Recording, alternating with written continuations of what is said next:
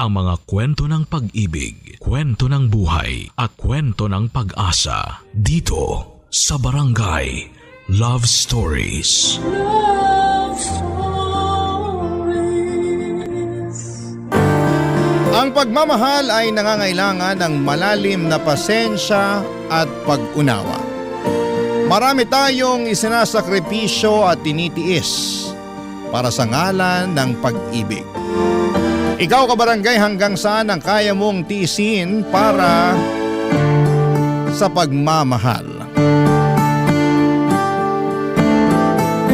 Dear Papa Dudut, ako po si Ramir, matagal na po akong tagahanga ninyo at palagi ko po kayong inaabangan sa Facebook tuwing alas 12 ng hapon.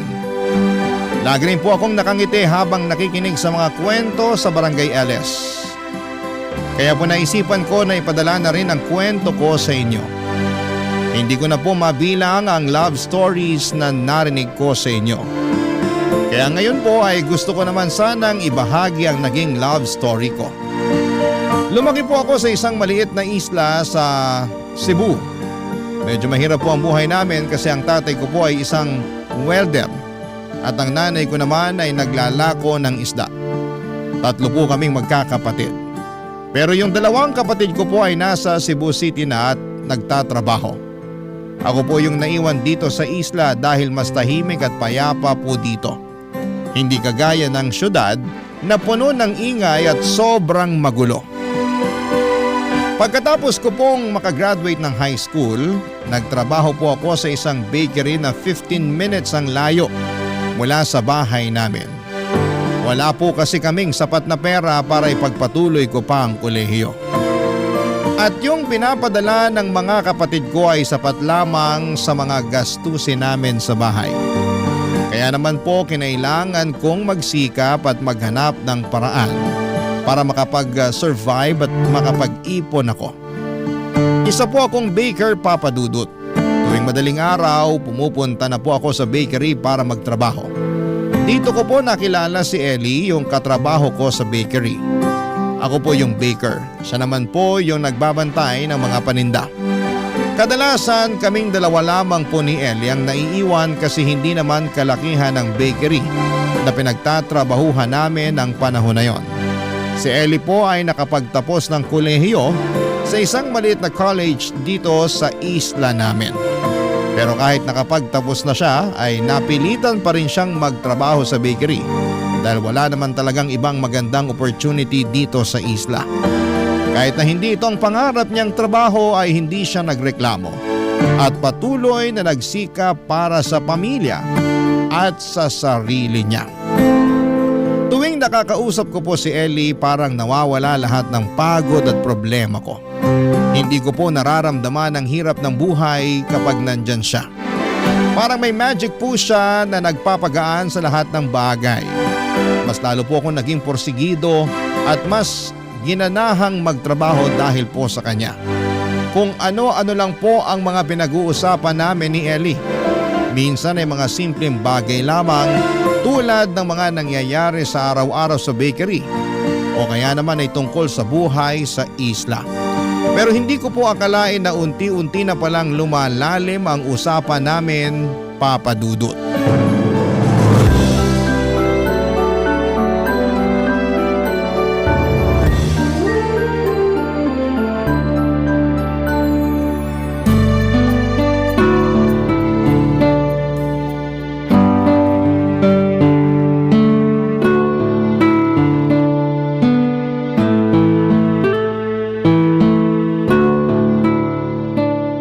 Ellie, buti naman at napaaga ang dating mo ngayon.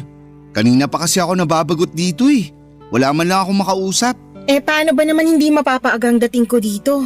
Rinding-rindi na ako sa boses ni na Mama at Papa. Ha? Bakit? Ano nangyari? Ito kasi sina Mama at Papa eh. Nagre-reklamo sila kasi hindi raw sapat yung perang iniaabot ko sa kanila. Yang Mama at Papa mo talaga?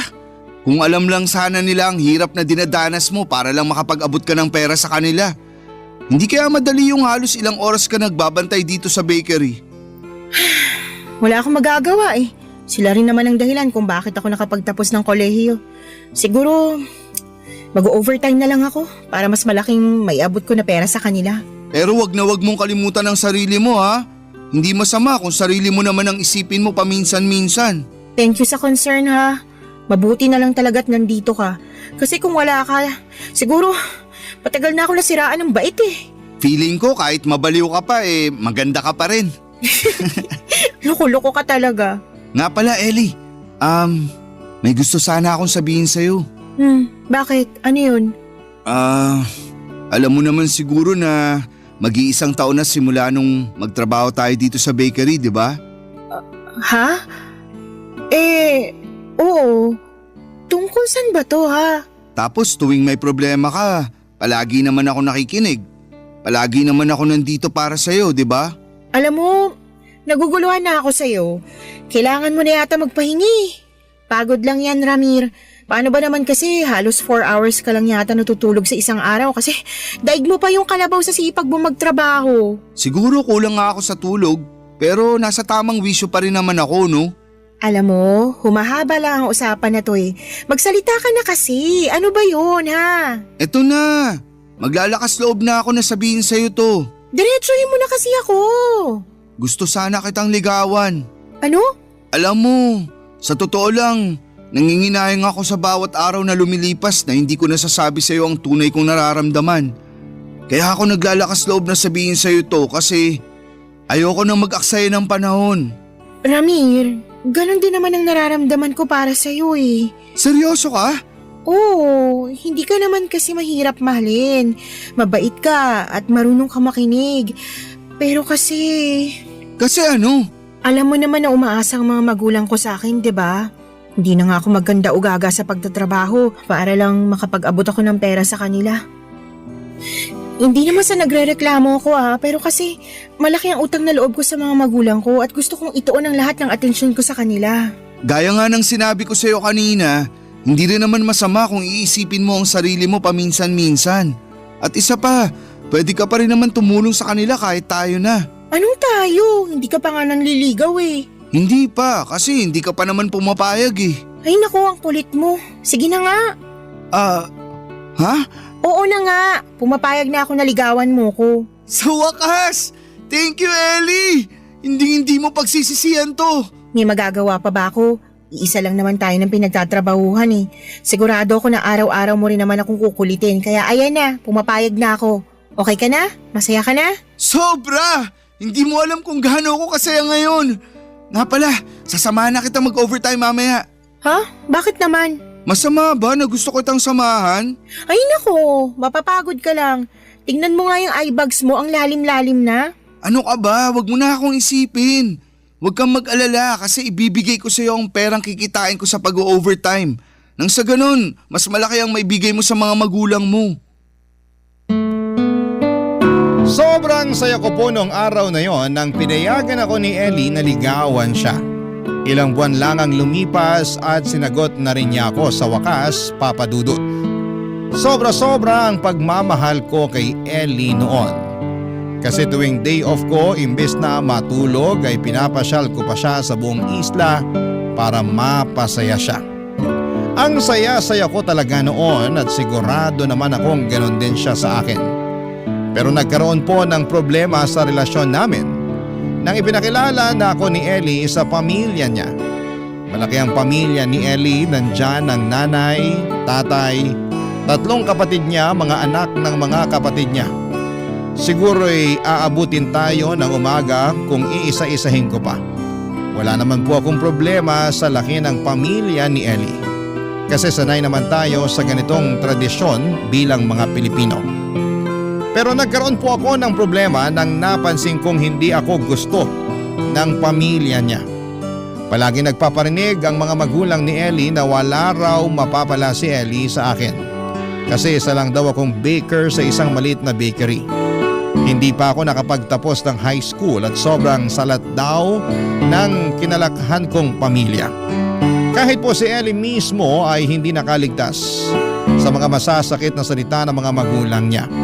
Na-witness ko po mismo kung paano siya pagsalitaan ng mga ito. Sinabihan siya ng sarili niyang pamilya na boba raw siya. Kasi kahit nakapagtapos siya ng kolehiyo, hindi naman daw niya nagamit ang diploma niya. Sinabihan pa siya ng tanga siya sa pagpili ng lalaki. Pero ang mas nakakagulat doon ay mukhang hindi nasasaktan si Ellie sa mga sinasabi ng pamilya niya. Parang normal lang sa kanya at maganda pa rin ang tingin niya sa kanila. Palagi niyang iniisip na may utang na loob siya sa pamilya niya. Sa totoo lang ay kabaligtaran kami ni Ellie.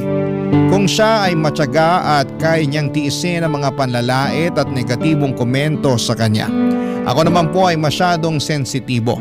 Nagtitimpi na lamang po ako kasi kahit mahirap ako, ang pinakaayaw ko ay yung minamaliit at yinuyurakan ng pagkatao ko. Aminin ko sa inyo, Papa Dudut, na sobrang nasaktan ako tuwing pinaparinggan ako ng pamilya ni Ellie. Pero tinitiis ko po ang lahat ng yon kasi mahal na mahal ko talaga si Ellie. At gusto kong magtagal ang relasyon namin at siyang magiging katuwang ko hanggang sa pagtanda. Pero alam niyo naman po, tao lamang ako, napupuno at nasasaktan. Ilang buwan ko ring tiniis ang panlalait ng pamilya niya, hindi lang ng mama at papa ni Ellie kundi pati na rin ang mga kapatid niya. Silang lahat po ay ayaw sa akin. At dumating na nga po ang panahon na kinausap ko na si Ellie tungkol sa bagay na ito, Papa Dudut.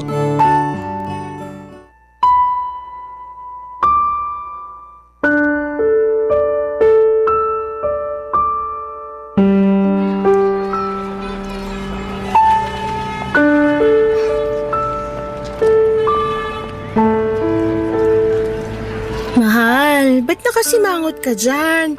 Ayusin mo naman mukha mo, mahal. Baka mawalan tayo ng customer dito sa bakery. Sige ka. Sorry talaga, mahal. Hanggang ngayon, hindi pa rin kasi nawawala sa isip ko yung sinabi ng mga magulang mo eh. Ramir, mahal. Pagpasensyahan mo na lang sila mama at papa.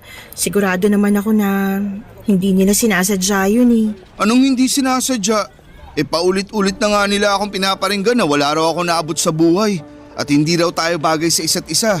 Kasi hindi ako nakapagtapos ng pag-aaral habang ikaw college graduate. Sobra ako nanliliit sa sarili ko tuwing naririnig ko yung mga pinagsasasabi nila tungkol sa akin. Ikaw talaga, palampasin mo na lang. Alam mo naman ang mga matatanda, 'di ba? Paminsan-minsan walang filter yung mga pinagsasasabi nila.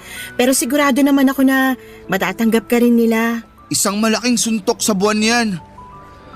Ay, nga pala mahal, may gusto sana pala akong sabihin sa'yo. Bakit? Ano yun? Napagtanto ko kasi na siguro mas makakabuti kung sa syudad na tayo magtatrabaho. Ano? Tigil-tigilan mo nga ako, Ramir. Biglaan naman yata yan. Hindi. Pakinggan mo kasi muna ako, mahal. Isipin mo ang tagal na natin nagtatrabaho dito sa bakery. Pero ni minsan hindi nadadagdagan ang sahod natin. Tapos kahit anong kahit natin sa pag-overtime, parang hindi naman tayo maasenso. Ramir, ayokong iwanan ng pamilya ko. Kung gusto mo pumunta sa syudad, gawin mo mag-isa mo. Ellie naman, hindi ka na menor de edad. Pwede ka pa rin naman tumulong sa pamilya mo kahit nasa syudad tayo Pero iba pa rin yung nakikita ko sila araw-araw. Sandali nga lang, nagkakaganito ka ba dahil sa mga sinasabi ng mga magulang ko sa'yo? Sobrang sensitive mo naman yata. Magpakalalaki ka nga. Aaminin ko, oo. Nasasaktan ako tuwing naririnig ko yung mga pinagsasasabi ng mga magulang mo tungkol sa akin. Pero Ellie, hindi kasi ganun yun eh. Hindi na tayo bumabata. At gusto ko na rin makapag-ipon ng maayos at bumuo ng sarili nating pamilya. Naiintindihan mo naman kung saan ako nanggagaling, di ba? Pero Ramir, kailangan ko pang bumawi sa mga magulang ko. Hindi ko pa sila nasusuklian sa lahat ng ginawa nila para sa akin eh. Hindi ko nga alam kung bakit nanghihingi pa ng pera yung mga magulang mo. Sapat naman na yung natatanggap nila na ayuda buwan-buwan. Pero kung ang pagtulong sa kanila ang magpapasaya sa'yo, hindi na kita pipigilan. Pwede mo naman silang tulungan habang nagtatrabaho tayo sa syudad, di ba? Sige na nga, pag-iisipan ko. Pero saan naman tayo maghahanap ng mauupahan? May pera ba tayo? Saan tayo magtatrabaho? Sobrang hassle, Ramir. Ang dami-dami na naman kailangang ayusin. Napag-isipan ko na yan, mahal. Nasa syudad yung dalawa kong kapatid. Yung isa nagtatrabaho bilang staff sa isang hotel. Tapos yung isa naman nagtatrabaho sa convenience store. Sigurado ako matutulungan nila tayo. Pwede ko silang tawagan anytime. Ramir naman eh. Oh, ako na nga ang bahala, di ba? Ano pa ba ang pinoproblema mo, mahal? Hindi ko alam kung paano to ipapaliwanag sa mga magulang ko. Sigurado kong mabibigla yung mga yun. Kung wala kang lakas ng loob para sabihin sa mga magulang mo yung plano nating magtrabaho sa syudad, gusto mo ba na ako na mismo ang kumausap sa kanila? Ay naku, wag na. Ayoko na ng gulo. Baka may masabi na naman sila tungkol sa'yo. Mahal, makinig ka sa akin. Alam kong mahal na mahal mo ang pamilya mo at sobrang laki ng utang na loob mo sa kanila. Pero mahal, hindi naman kasi pwede na habang buhay ka na lang na nasa poder nila. Huwag ka matakot kasi andito naman ako. Hindi naman kita pababayaan eh. Sige na. Magpapaubaya na ako sa'yo. Bigyan mo na lang ako ng pera pambili ng load para at least matawagan ko man lang ang mga magulang ko kapag lumuwas na tayo papuntang syudad. Oo, magtiwala ka sa akin, mahal. Ako ang bahala sa'yo. Ay nako, kung hindi lang talaga kita mahal, hindi ako papayag sa plano mong to. At kung hindi kita mahal, hindi rin naman kita aalukin na pumunta ng syudad kasama ko, no? Sira. Sige na, pagkatapos ng shift natin, uuwi ako kaagad. Ako na magpapaliwanag kina mama at papa. Uy, wag kang dadaan sa bahay mamaya ah. Baka magalit lang ang mga magulang ko sa balak natin na lumuwas ng syudad. Sige, mahal. Noted yan. Tatawagan ko na rin mga kapatid ko mamaya para matulungan nila tayo sa paghahanap ng trabaho at matitirhan. Pagkatapos ng shift namin sa bakery ay umuwi kaagad si Ellie para kausapin ang mga magulang niya. At ako naman ay tumawag ako sa mga kapatid ko para ipaalam ang plano namin ni Ellie na tumira at magtrabaho sa Cebu City. Suportado nila ako at masaya pa nga sila na makakasama na rin nila ako sa wakas. Matapos kong makausap ang mga kapatid ko ay tumawag si Ellie sa akin. Umiiyak siya. Gaya ng inaasahan ko ay pinagsalitaan siya ng masama ng mga magulang niya. Patuloy siyang ini-encourage ng mga magulang at kapatid niya na hiwalayan na raw ako. Nang marinig ko yon ay agad ako nakipagkita kay Ellie at dinamayan ko siya. Ipinaliwanag ko sa kanya na mahal ko siya at gagawin ko ang lahat para patunayan sa kanya at sa pamilya niya na hindi siya magsisisi sa desisyon niyang sumama sa akin at magtrabaho sa syudad. Nang mga panahong yon, Papa Dudut, ay ramdam ko na may alinlangan pa si Ellie. Naintindihan ko naman siya kasi kahit college graduate na siya at nasa tamang edad ay hindi pa rin niya naranasan ang mamuhay ng mag-isa o independent. Siguro nga ay eto na yung tinatawag nilang CPANGS o Separation Anxiety. Pero kahit may alinlangan siya ay pinanindigan ko ang desisyon ko na lumuwas kami ng syudad. Pakiramdam ko kasi kung patuloy kaming maninirahan sa isla ay wala ring mangyayari sa relasyon namin. Maliit lang ang sahod namin, walang magandang opportunity sa isla at araw-araw siyang sinusulsula ng mga magulang niya na hiwalayan na ako. Ewan ko po ba, Papa Dudut. Siguro nga talaga kapag mahirap ka, ganito ang tingin ng mga tao sa'yo. Lagi kang minamaliit. At palagay nila ay hindi ka karespe-respeto. Sigurado naman akong nakita ng mga magulang ni Ellie na mahal ko ang anak nila at ginugol ko ang lahat ng oras ko para makuha ang loob nila. Pero kahit na anong gawin ko ay hindi nagbago ang tingin nila sa akin dahil salat ako sa buhay. Pagkatapos nga ng 2 linggo ay tuluyan na naming iniwan ni Ellie ang trabaho namin sa bakery. Lumuwas kami papunta ng Cebu City at doon kami tumira sa maliit na kwarto na inuupahan ng mga kapatid ko. Para kaming mga sardinas na nagsisiksikan doon. Pero pinangako ko kay Ellie na gagawin ko ang lahat para sa kanya. Barangay Love Stories. Barangay Love Stories. Nagpapasalamat talaga ako, Papa Dudut, na kahit papaano ay may naipon akong pera mula sa trabaho ko sa bakery. Yung pera na yon ang ginamit namin para makatawid sa araw-araw habang naghahanap kami ng trabaho ni Ellie sa syudad. Wala rin namang ipon si Ellie kasi halos lahat ng pera niya ay napupunta sa mga magulang niya. Minsan, ito rin yung nagiging sanhi ng mga away namin. Sana po ay hindi ako ma-misunderstand ng mga kabarangay natin. Lilinawin ko lang po na hindi masama ang tumulong sa mga magulang, lalo na kung bukal sa puso mo. Pero hindi rin masama na isipin mo ang sarili mo ng paminsan-minsan.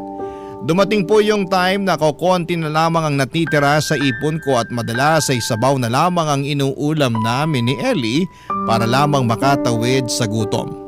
Nagpapasalamat ako sa mga kapatid ko kasi kahit papaano ay tumutulong sila sa amin. Lalo na kapag nakikita nilang talagang walang-wala na kami ni Ellie. Pero hindi ko rin po kayang umasa lamang sa mga kapatid ko. Kasi hindi naman kalakihan ang kinikita nila sa hotel at convenience store.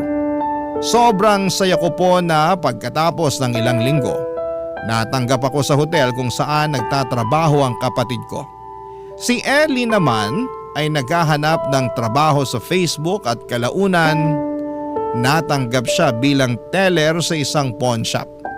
Mas malaki po ang kinikita namin sa syudad kumpara sa trabaho namin sa bakery sa isla.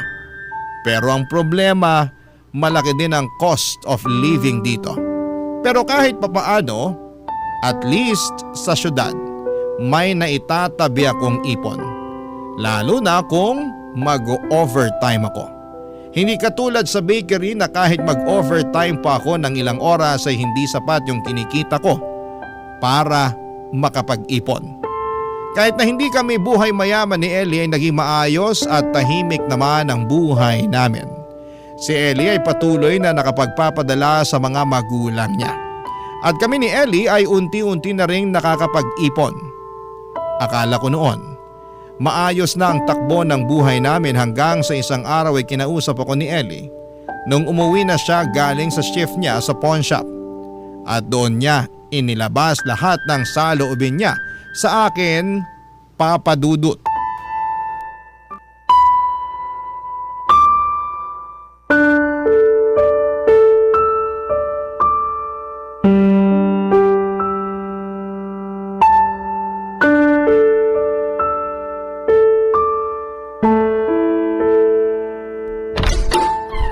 Pambihirang buhay to. Ayoko na!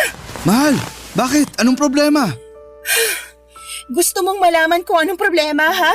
Sawang-sawa na ako sa buhay dito sa syudad, Ramir. Ang dumi-dumi, ang sikip-sikip. At palagi na lang ako nakikipag-unahan sa mga sumasakay ng jeep para lang makarating sa trabaho. At isa pa, wala man lang akong malapitan dito kasi yung pamilya at mga kaibigan ko nasa isla lahat. Nade-depress na ako rito. Gusto ko na umuwi sa pamilya ko. Mahal naman, kumalma ka. Hinaan mo ang boses mo.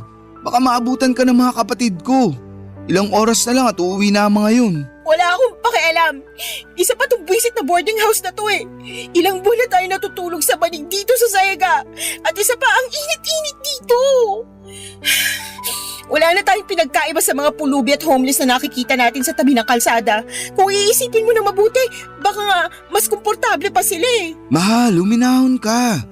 Di ba sinabi ko naman sa'yo na pansamantala lang to? Huwag kang mag-alala. Nag-iipon na ako para makahanap ako ng room for rent na good for two. Naiintindihan ko na nahihirapan ka. Pero maniwala ka, mahal. Mas mapapalagay ka na kapag nakakuha na tayo ng sariling kwarto natin. College graduate ako pero bakit ganito? Sabihin mo lang ambisyosa ako pero buwisit na buhay to. Mas mataas pang pangarap ko kaysa dito ah. Sandali lang, Ellie. Hindi naman kita pinapabayaan ah. At isa pa, maayos naman tayo nakakapag-ipon dito sa syudad.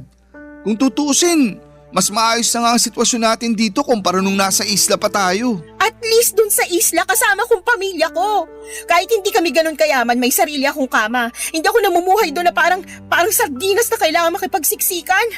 Nakakapag-ipon nga ako dito pero hindi naman kalakihan ng naitatabi kong pera. So anong gusto mo? Gusto mong bumalik ng isla? Ha? Ganun ba? Oo, ganun na nga. Sa totoo lang, kasalanan mo to eh. Nalayo mo ako sa pamilya ko at pinapunta-punta mo ako dito sa syudad para magdusa ng kasama mo. Ang sakit mo naman magsalita. Konting panahon at pasensya lang naman ang hinihingi ko sa'yo ah. Hindi ko naman sinasabi na ganito ang magiging buhay natin habang buhay. Mahal, konting panahon pa, please. Ramir naman kasi, nasa stress na ako rito. Hindi para sa akin ang buhay dito sa Cebu, ang gulo-gulo. Gusto ko nang bumalik sa isla. Gusto ko na makasama ang pamilya ko. Mahal, I'm sorry.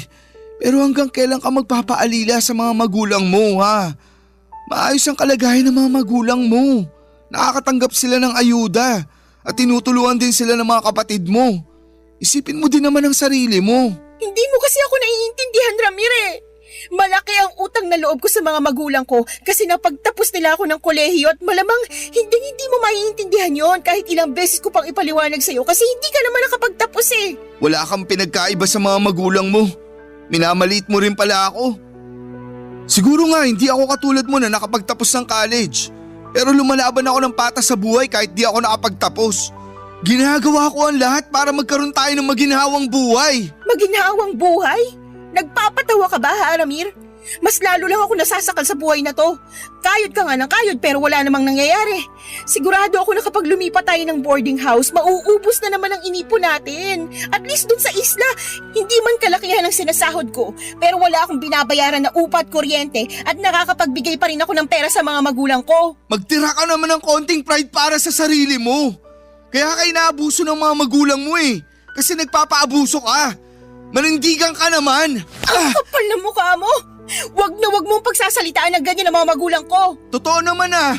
Matagal ko nang kinikim-kim to pero sa tingin ko oras na rin para sabihin ko sa'yo. Akala mo ba na hindi ko napapansin na ginagawa kang pensyon ng mga magulang mo? Hindi lang ikaw, kundi kayo magkakapatid. Wala silang pakialam kung nahihirapan kayo. Pinipilit kayo ng mga magulang nyo na magbigay ng pera kahit wala naman silang problema sa pera. Ang kapal naman talaga ng mukha mo para sabihin sa akin yan. Hindi naman ako nanghihingi ng pera sa'yo para makapagpadala ng pera sa kanila. At isa pa, gusto mo bang malaman kung bakit ako nagpapadala sa kanila, ha? Kung bakit halos konti na lang yung natitira sa sahod ko tuwing nag-aabot ako ng pera sa mga magulang ko? Kasi ayokong isipin nila na mali yung desisyon ko na sumama sa'yo dito sa Cebu. Ellie, wala tayong tinatapakan tao. Namumuhay tayo ng marangal. Mahal, please, huwag ka namang sumuko. Sorry sa mga sinabi ko. Pero mahal, ilaban na natin to. Andito na to eh. Nandito na tayo. Please. Ewan ko, Ramir. Hindi ko na alam.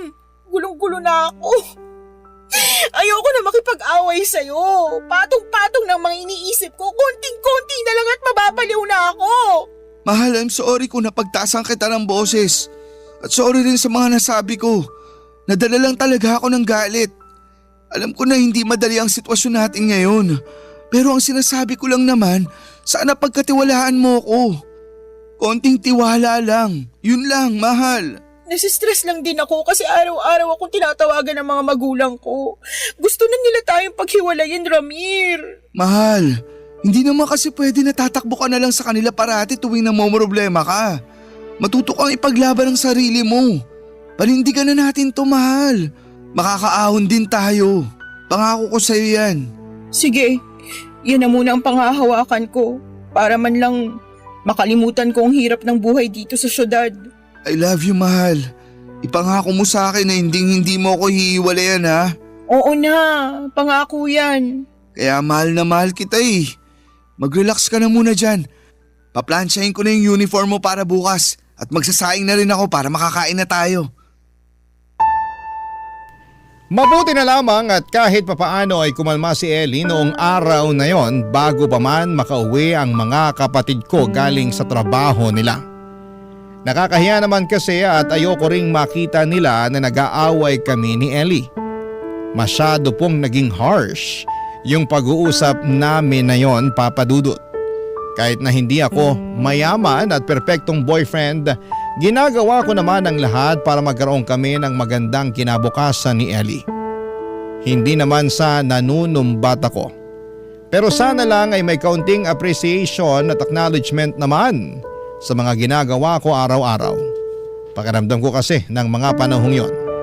Inis na inis si Ellie sa sitwasyon namin at parang nagpatong-patong na kasi ang mga problema niya. Yung panunulsol ng mga magulang niya na hiwalayan ako at yung hirap ng buhay sa syudad. Kaya lagi Lagi kong pinapaalala kay Ellie na may na-achieve naman kami kahit papaano. Yung perang na itatabi namin sa pag-overtime ay malaking bagay na yon. Pinapaalala ko yon sa kanya para at least maalala niya na balang araw ay magbubunga din ang lahat ng paghihirap at pagsusumikap namin sa syudad. May isa pa po akong aaminin, Papa Dudut. Nalulungkot po ako tuwing naririnig ko si Ellie na kausap ang mga magulang niya sa cellphone. Kasi ni minsan ay hindi ko siya narinig na ipinagtanggol niya ako sa kanila. Hindi ko man naririnig yung mga sinasabi ng mga magulang niya, pero sa reaksyon ni Ellie, alam ko na patuloy pa rin akong pinagsasalitaan ng masama ng mga ito. Araw-araw kong ipinagdarasal sa Diyos na sana balang araw ay marinig ko si Ellie na pinagtatanggol ako sa mga magulang niya. Pero siguro nga kahit sobrang dependent ka sa mga magulang mo, mahirap ding lumaban. Sinabi ko na po ito kanina at sasabihin ko po ulit. Walang masama sa pagtulong sa mga magulang, lalo na kung bukal ito sa puso mo. Pero iba kasi ang mga magulang ni Ellie. Palagi nilang tinatanong kung kailan siya sasahod. Tapos humihingi sila ng specific amount na pag-alaman ko rin mismo kay Ellie na ganito rin ang ginagawa ng mga magulang niya sa mga kapatid niya. Kung tutuusin nga, masalat pa kami sa buhay kumpara sa pamilya ni Ellie. Pero kahit kailan ay hindi kinikwenta ng mga magulang ko kung magkano ang ibibigay ko sa kanila o kung kailan. Iba rin talagang nagagawa ng pagmamahal kasi minsan nagiging tanga ka na lamang. Paulit-ulit kang tinatapakan at yinuyurakan pero dahil sa pagmamahal, iniintindi mo pa rin. Pero hindi ko po alam, Papa Dudut, na masusubok pa pala ang tapang at pasensya ko. Isang araw ay narinig ko si Ellie na kausap ang mga magulang niya habang nagluluto ako. Base sa pag-uusap nila, may kilala daw na foreigner yung mga magulang at kapatid ni Ellie. At gusto nila itong ipakasal kay Ellie. Sobra akong nabigla at nanlumo sa mga narinig kong usapan na yon. Kaya naman minabuti kong kausapin si Ellie pagkatapos niyang makipag-usap sa mga magulang niya, Papa Dudut.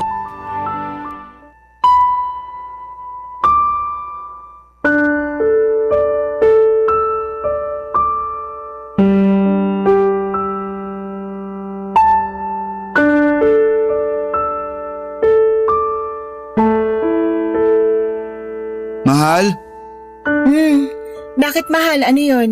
kumain ka na mahal. Nagluto nga pala ako ng tinola para sa'yo. Thank you, mahal. Oh, mahal. Ba't ganyan ka makatitig sa akin? Mukhang malalim yung iniisip mo ah. Ha? Wala to mahal. Okay lang ako. Kumain ka lang dyan. Hindi ka okay eh. Tignan mo nga yung mukha mo sa salamin. Mukha kang nakakita ng multo. Sige na, sabihin mo na sa akin. I'm sorry mahal. Narinig ko kasi yung pag-uusap niyo ng mama mo. Ano ba yan, Ramir? Wala na ba talaga akong privacy sa bahay na to? Mahal, sorry na. Hindi ko naman sinasadya eh. Paano ba naman kasi? Ang liit-liit at ang sikip-sikip din naman kasi ng bahay na to. Sobrang nipis pa ng mga pader, nakakainis. Huwag ka na magalit, mahal. Mahal, tatapatin na kita ha. Totoo ba yung narinig ko kanina? Na gusto kang ipakasal ng mga magulang mo sa isang foreigner? Dapat hindi mo na narinig yun eh. Pero wala na akong magagawa, narinig mo na eh. Natatandaan mo ba yung bar sa isla na pinagtatrabahuhan ng ate ko? Oh, bakit? May nakilala kasing foreigner yung ate ko doon mismo sa bar na pinagtatrabahuhan niya. Pinakita ni ate yung mga pictures ko sa Facebook. Gusto raw makipagkita ng foreigner sa akin. So ano? Babalik ka ng isla at makikipagkita ka talaga sa foreigner na yon? Ramir, kasi Bakit hindi ka makasagot? Pinag-iisipan mo pa talaga ang inaalok sa'yo ng mga magulang mo, ha? gusto ko na kasing makasama ang pamilya ko, Ramir. Miss na miss ko na sila at sobrang nababurnout na ako dito. Hirap na ako dito, Ramir eh. Hindi ito ang klaseng buhay na gusto ko para sa sarili ko. E di mag-file ka ng leave. O di kaya bumisita ka sa isla kapag day off mo. Hindi naman kita pinipigilan Pero hindi sapat yun, Ramir. Ganun pa rin naman yun eh. Bibisita ako sa kanila ng panandalian tapos pagbalik ko dito, makakaramdam na naman ako ng sobrang lungkot at separation anxiety. Anong gusto mong sabihin Diretsuhin mo na ako. Pinag-iisipan ko na ng mabuti yung pinag-usapan namin ni Mama. Yung alin? Yung makikipagkita? Makikipagmabutihan at kinalaunan magpapakasal ka sa foreigner na yon? Pambihirang buhay to. Minsan hindi mo nga ako naisipang pakasalan. Tapos ngayon malalaman ko na willing ka magpakasal sa banyagang hindi mo pa nga nakikita o nakikilala. Ramir, aminin na kasi natin. Mas lalo lang tayong mababaon sa hirap kung magpapakasal pa tayo. Kaya mo pinag-iisipan na magpakasal sa foreigner na yon? Ibang klase ka rin naman. Hindi pa nga kayo nagkikita ng foreigner na yon pero planado nyo na lahat ang gagawin nyo. Ayoko na makipag-away. Alam ng mga magulang ko kung anong mas makakabuti para sa akin. Hindi ka na bata, Ellie. Alam mo kung ano ang tama sa mali.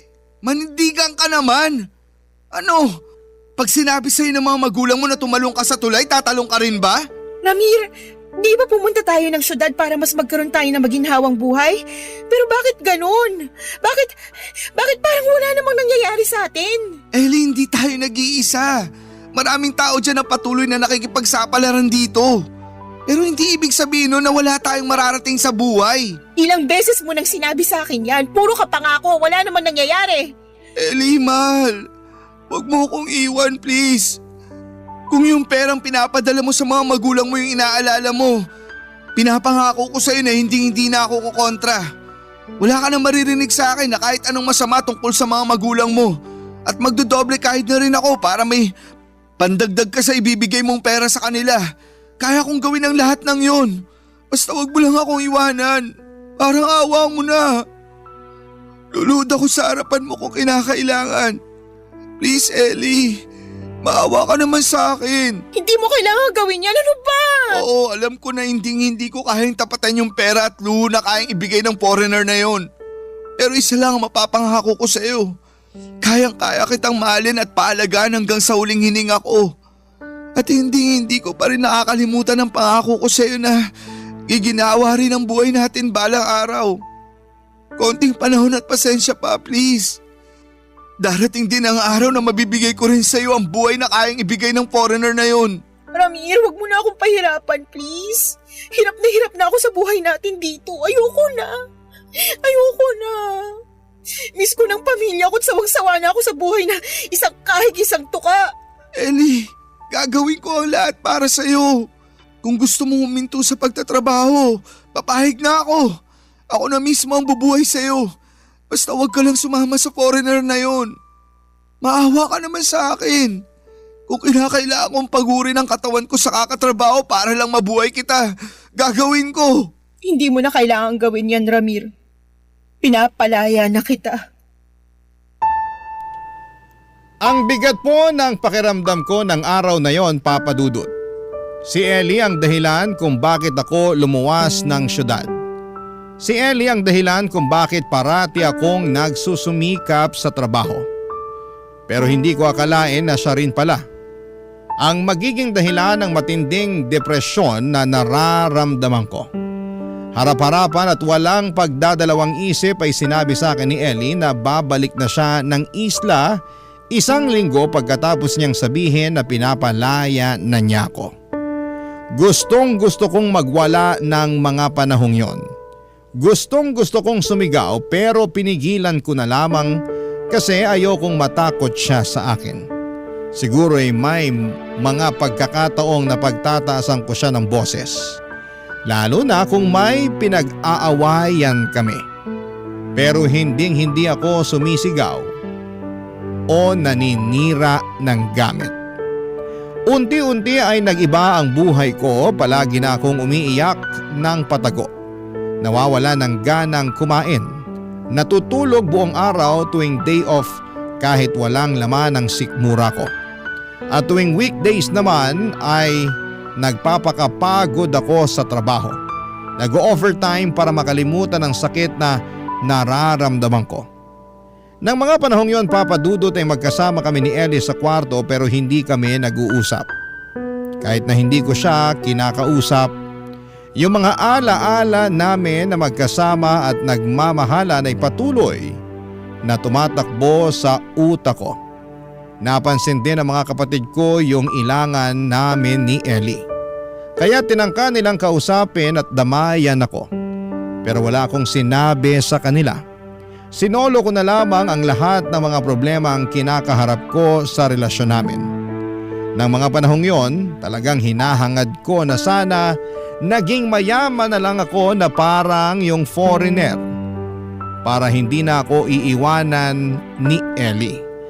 At kahit ngayon habang sinusulat ko po ito ay napapaisip pa rin ako na may mga magulang palang kayang gawin ang lahat para lamang magkapera. Barangay Love Stories. Barangay Love Stories. Kung pangungutya at maanghang na salita lang galing sa mga magulang ni Ellie ay kaya ko pang tiisin at baliwalain. Pero yung ginawa nilang panunulsol kay Ellie yon ang pinakabastos at pinakamasagwa nilang ginawa sa akin. Pero hindi ko naman pwedeng isisi lahat sa mga magulang at pamilya ni Ellie kasi si Ellie rin naman ang nag-decide na iwanan ako at sundin ang mga magulang niya na ikasal siya sa isang banyaga. Alam nyo, Papa Dudut, hanggang ngayon ay hindi ko pa rin maintindihan kung bakit may mga magulang na hindi kayang maging masaya para sa mga anak nila kapag nagiging independent na sila. Hindi naman naging pabigat si Ellie sa bahay nila.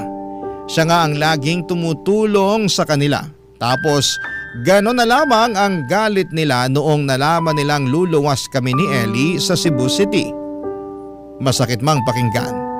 Pero ito ang pinakamasaklap na katotohanan. Dalawa lang ang dahilan kung bakit galit na galit yung mga magulang ni Ellie. Una ay ayaw nila ng lalaking tulad ko na lumaki sa hirap.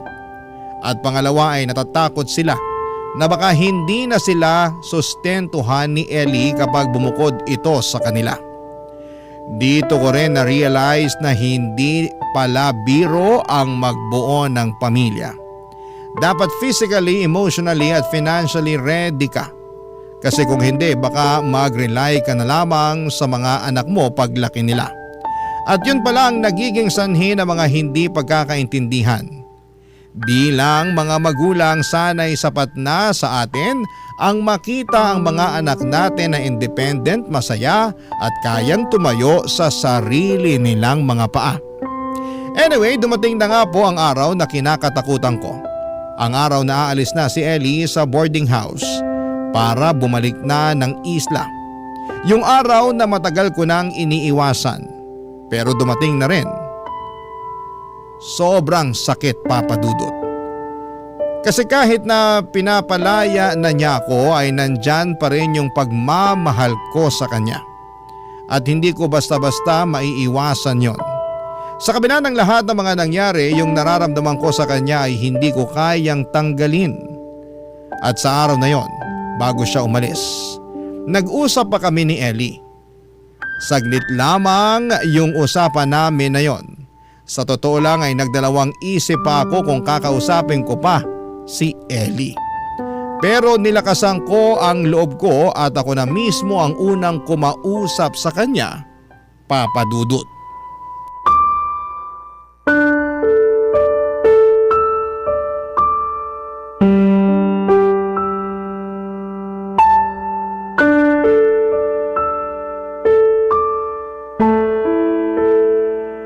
Hindi na ba talaga kita mapipigilan sa desisyon mong bumalik ng isla?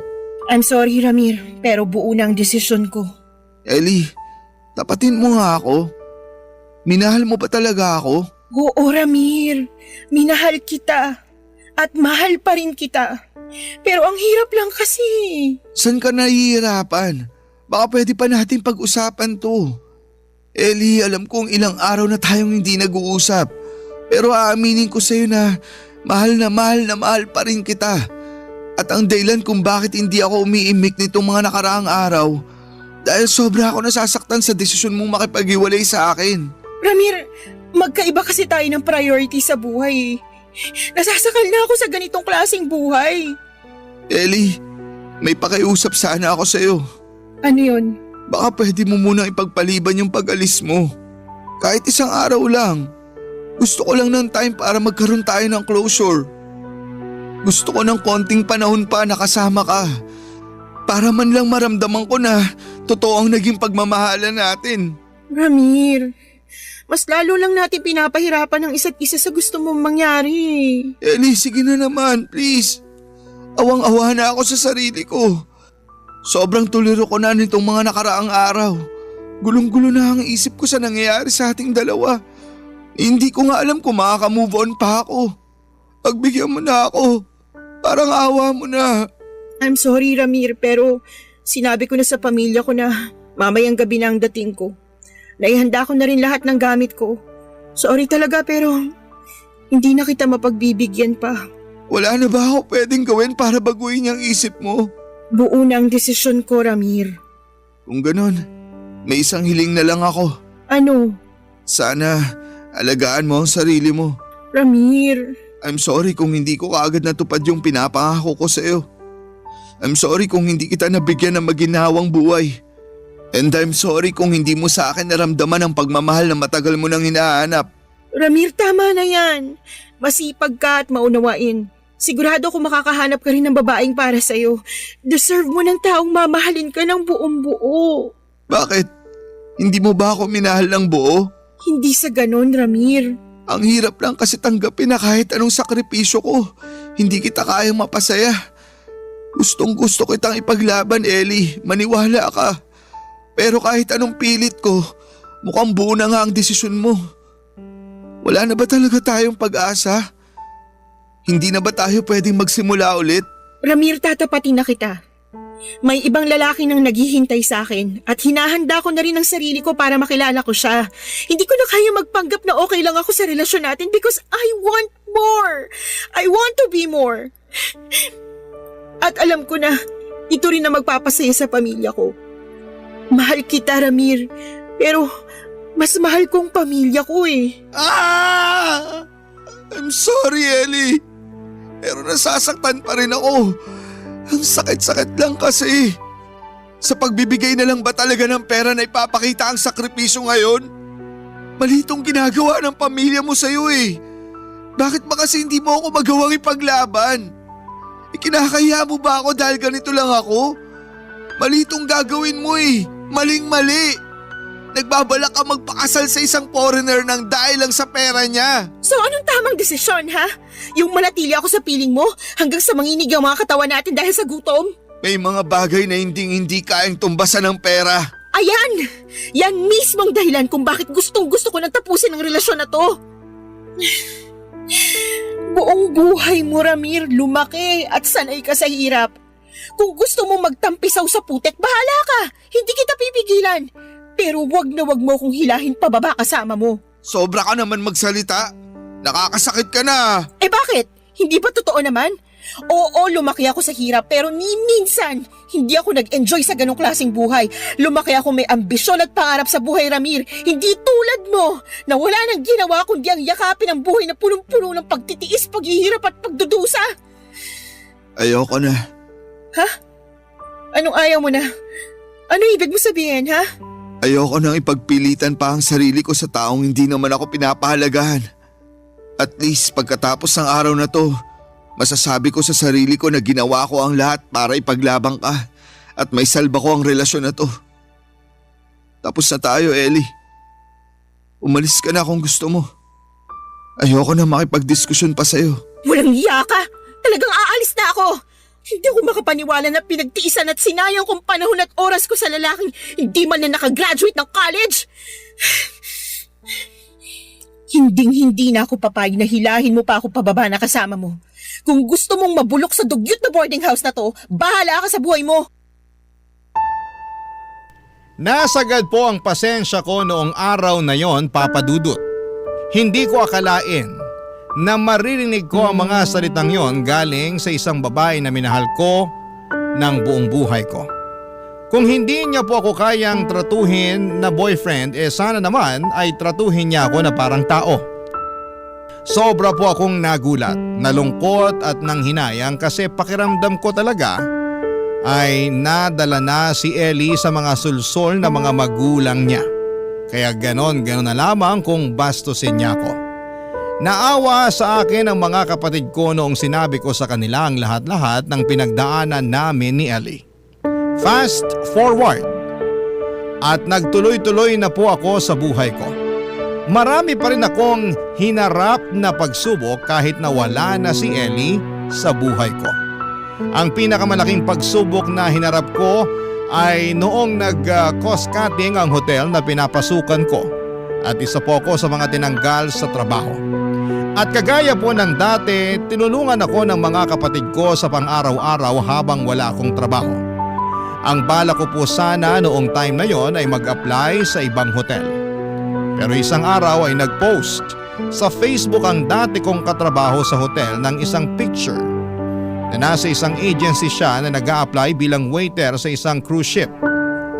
Nag-message po ako sa kaibigan kong yon at sabay kaming nag-process ng mga requirements hanggang sa dumating ang araw na nakumpleto ko ang lahat ng requirements ko at naging waiter na rin sa cruise ship. Habang nasa cruise ship po ako ay nakilala ko ang isang kababayan na Pinay na muling nagpatibok ng puso ko. Long story short ay nahulog ang loob namin sa isa't isa. Hanggang sa dumating ang araw na nakapag-ipon kami pareho at pareho kami nag-resign sa cruise ship at bumili kami ng lupa at nagpatayo ng bahay sa isla kung saan ako lumaki. Mas gusto kasi ng partner ko na manirahan at magnegosyo doon sa kinalakhan kong isla kasi maganda raw yung beach kaya pumayag na rin po ako. Hindi po nagtagal ay nakapagpatayo po kami ng coffee shop at sobrang saya ko na po sa bago kong buhay. Papadudot kong tutuusin nga, baby na lang ang kulang. Pero sa ngayon po ay masaya ako sa relasyon ko sa bago kong partner, ibang-iba siya kumpara sa dating naging girlfriend ko. Akala ko po ay mamumuhay na kami ng payapa at tahimik ng bago kong partner hanggang isang araw ay sinabi ng cashier namin sa coffee shop na magre-resign na raw siya. Kaya agad-agad namang nag-post ang asawa ko ng hiring cashier sa Facebook mga kapuso. Marami po ang nag-inquire at nagpa-schedule ng interview.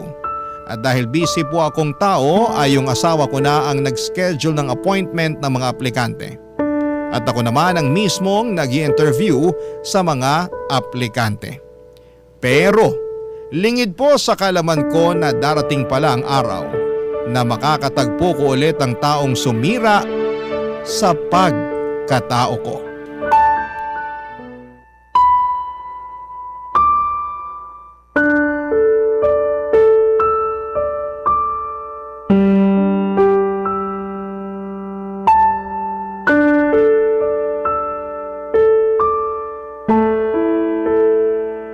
Ano ba naman tong aplikante na to? 30 minutes nang late ah. Salamat, nakarating na rin. Pasok! Bukas yan! Hello po, good morning. Ellie? Opo sir, ako nga po. Sandali lang po. Mukha po kayong pamilyar sa akin ah. Titigan mo ako ng mabuti para malaman mo ang sagot dyan sa tanong mo. Ramir? Walang niya. Ikaw na ba yan? Halos hindi kita makilala. Kumusta ka na? Ang laki na ng pinagbago mo ah. Siguro nga. Halika, maupo ka. Sandali lang. Ikaw bang may-ari ng coffee shop na to? Oo, sa amin to ng partner ko. Anyway, kumusta ka na? Bakit ka nga pala nag-a-apply bilang cashier? Don't worry, it's nothing personal. Part lang to ng mga tanong ko para sa job interview. Yung mga tinatanong ko sa'yo, tinatanong ko rin sa ibang aplikante. Kaya wag mo sanang masamain. Going back, bakit ka nga pala nag-a-apply as cashier? Ang totoo kasi niyan, Sir Ramir, dahil wala po akong trabaho ngayon at kailangan ko ng hanap buhay kasi sa akin nakaasa ang pamilya ko eh. I see. May experience ka na ba sa pagiging kahera? Ang totoo niyan, sir, wala po. At matagal-tagal na rin nung huli akong nagkatrabaho. Ano yung last working experience mo? Teller po sa isang pawn shop, sir. Anong year yon? Seryoso? Nagbibiro ka ba? Hindi mo talaga naaalala? Mukha ba ako nagbibiro? 7 years ago po. 7 years since your last job. Matagal-tagal na rin. Paano mo ipapaliwanag yung gap na yon?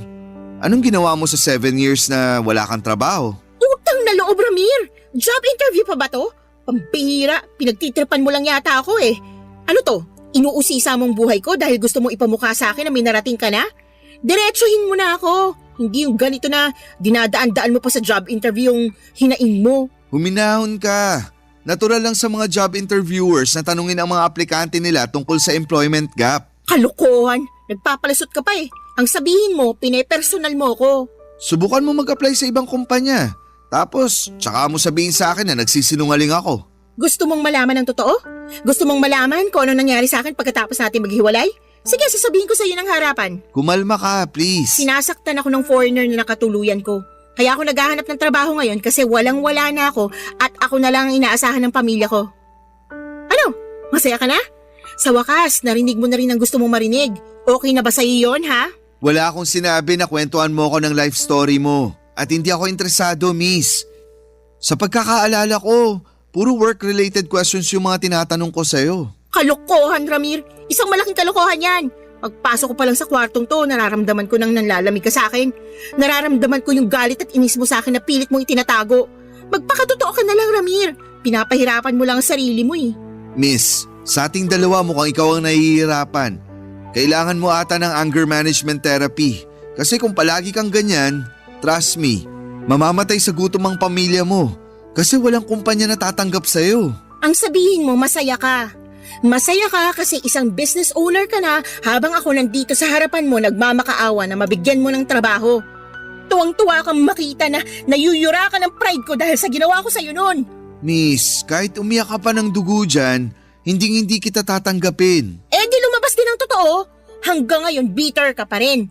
Napakatagal na panahon na yun, Ramir. Mag-move on ka naman. Miss, makinig ka. Ipapaliwanag ko sa'yo ng maayos para maintindihan mo. Unang-una, late ka ng kalahating oras. Na-stroke yung nanay ko, Ramir. Kinailangan ko siyang bantayin sa ospital ng magdamag. Patapusin mo kasi muna ako. Oo, naiintindihan ko na kadalasan may valid reason tayo kung bakit tayo nalilate.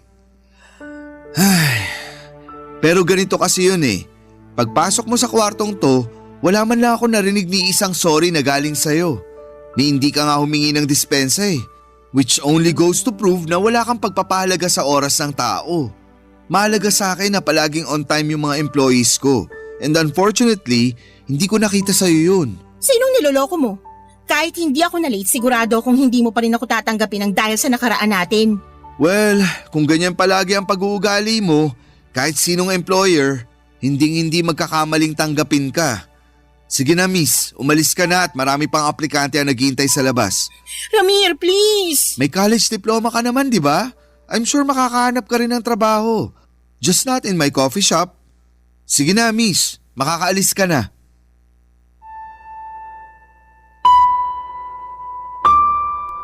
Papadudot pakiramdam ko po ay tumaas ang alta presyon ko ng araw na yon. Sa totoo lang ay talagang nanumbalik lahat ng sakit na dulot sa akin ni Ellie noon. Mga alaala na mga pagsubok at pasakit na iniwasan ko na. Pero kahit na ganoon ay sinubukan ko pa ring magpaka-professional at magpigil subalit hindi pa rin nawala yung tensyon at minasama ni Ellie ang mga sinabi ko sa kanya. Hanggang dumating kami sa punto na nagkainitan na kami. Nang gabing yun ay kinausap ko ang partner ko at ikinuwento ang lahat ng nangyari sa amin ni Ellie. Hindi po siya nagselos.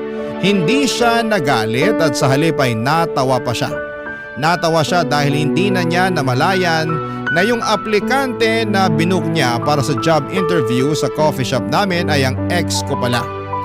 Ganyan ang partner ko, palagi niyang pinapagaan ang mga bagay-bagay. At yun ang isa sa mga dahilan kung bakit mas tumatag ang aming relasyon.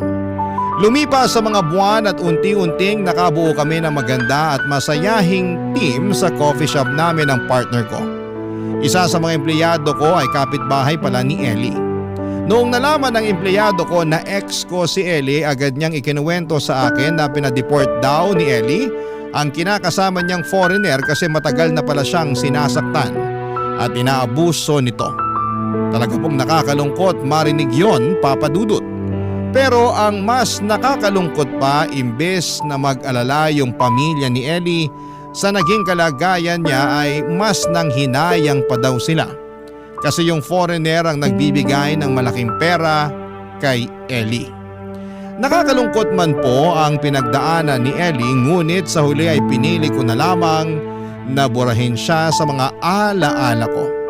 Masakit mang pakinggan pero kailangan talaga, Papa Dudut. Kailangan mong bitawan ang mga masayang bagay sa buhay mo upang magkaroon ng espasyo para sa mas magagandang bagay.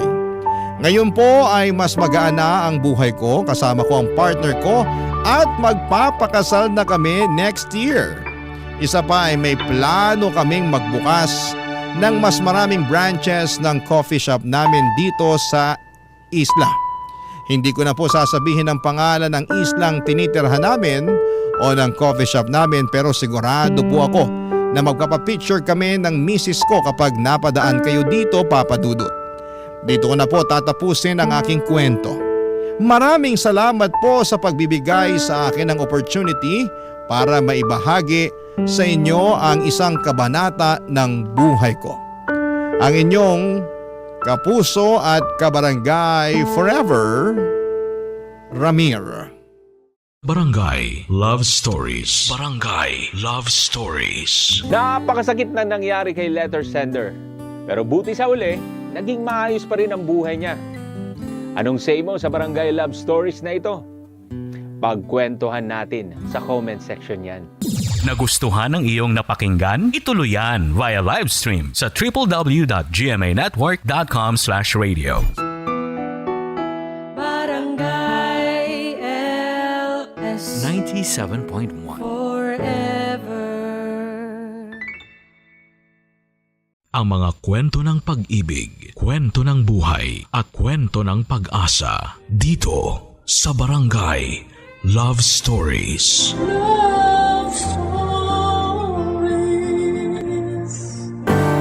Panapanahon ang buhay. Minsan tag-araw at minsan naman ay tag-ulan.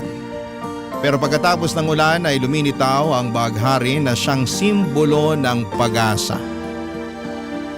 Ikaw, kabarangay, gaano ka kahanda sa mga pagsubok na pwede mong pagdaanan sa buhay na ito? Dear Papa Dudut, noong bata ako ay madalas kapag umuulan ay nalulungkot ako. Hindi kasi ako noon makalabas para makapaglaro, pero palaging sinasabi ng mama ko na biyaya ang ulan sa mga natutuyong halaman at lupa. Kaya naman habang tumatanda ako ay sinaisip ko na hindi palaging malungkot tuwing tag-ulan. Parang sa buhay lang ng tao, panapanahon. Minsan maaraw at minsan naman ay maulan. Bago ko ipagpatuloy ang kwento ng buhay ko ay gusto ko munang bumati ng isang maganda at mapagpalang araw sa ating mga kabarangay na nandyan sa Pilipinas. Itago niyo na lamang ako sa pangalang Raquel. 33 years old at sa ngayon ay dito na naninirahan sa India kasama ang aking Indian husband at aming mga anak. Taong 2024 lang kami nag-migrate dito, pero sa Pilipinas isinilang ang mga anak namin. Nagtatrabaho po bilang engineer ang Mr. ko rito at isa naman akong housewife. Pero ang ikukwento ko sa inyo ay yung buhay ko sa Pilipinas noong mga panahong bago mag-pandemic. Bali taga-Pasig kami ng mama ko at pagtitinda ng ulam ang kinabubuhay naming mag-ina, Papa Dudut.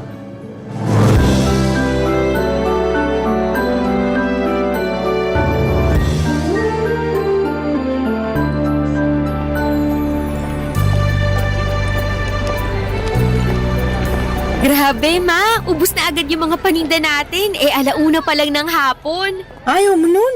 Maaga tayo makakauwi't makakapagpahinga. Kaya nga po, aga rin nating nagising kanina. Medyo inaantok na ako. Matulog kapag uwi natin kasi ako may pupuntahan pa pala. Saan po? Sa kumari ko. May labada ako sa kanya. Sayang naman kung di ko pupuntahan. Hindi po ba kayo pagod? Pagod, pero sabi ko nga, sayang. Ibang klase, napakasipag niyo po talaga. Ganun talaga. Pag natapos ko naman yun ng maaga, makakauwi rin ako ng maaga para makapagpahinga. Tapos may dagdag kita pa tayo pandagdag sa pambayad natin ng upa. Malapit na naman kasi yung due date eh. Nakita ko na naman yung nakasimangot na pagmumukha ng landlady natin. Akala mo naman hindi babayaran.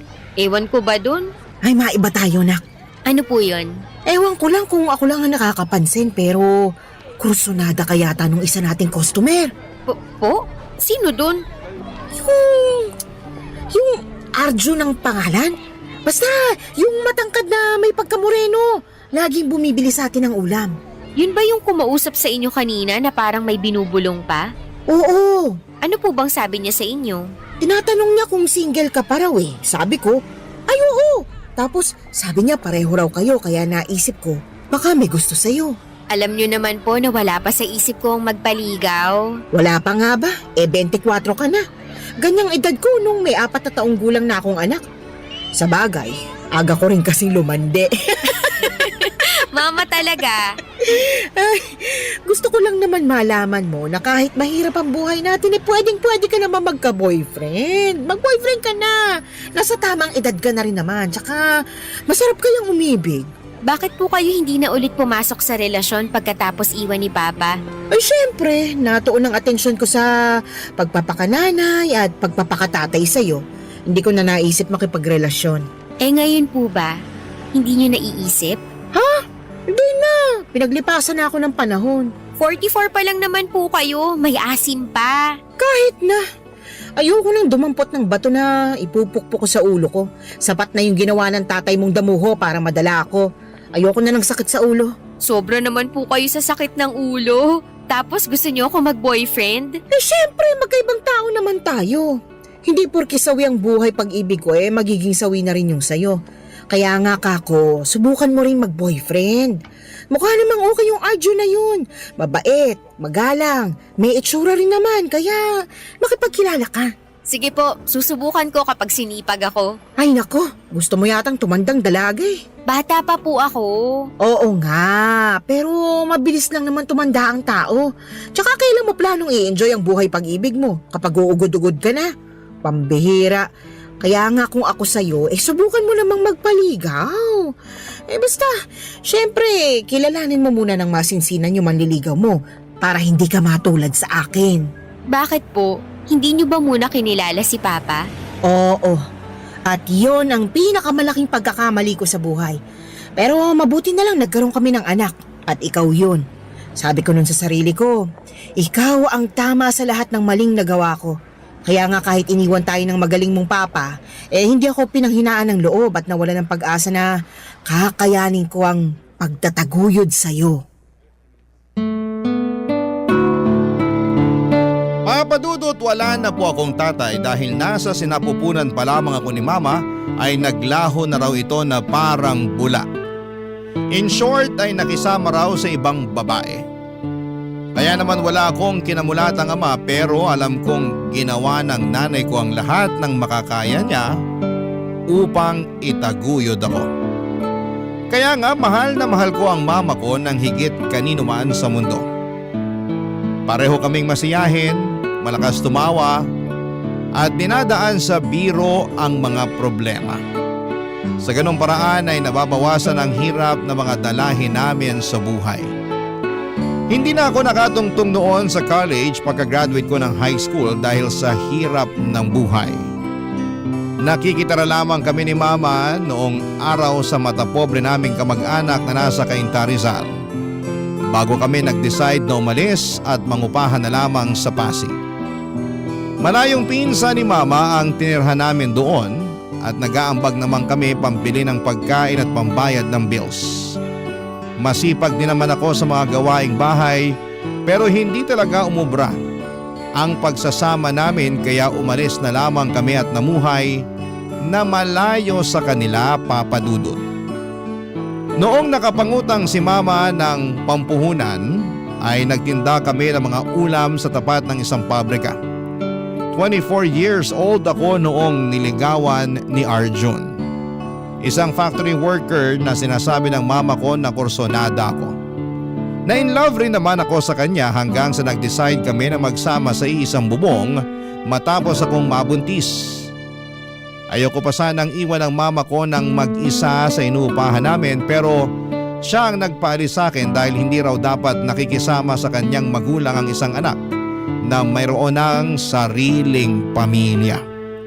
Kaya wala na akong nagawa kundi ang makipag-live-in kay Arjun at tumira kami noon sa Cubao. Pero gusto ko lang linawin na maayos ang relasyon namin ni mama sa isa't isa. Bali, biruan lang namin yung pagpapaalis niya sa akin, Papa Dudut.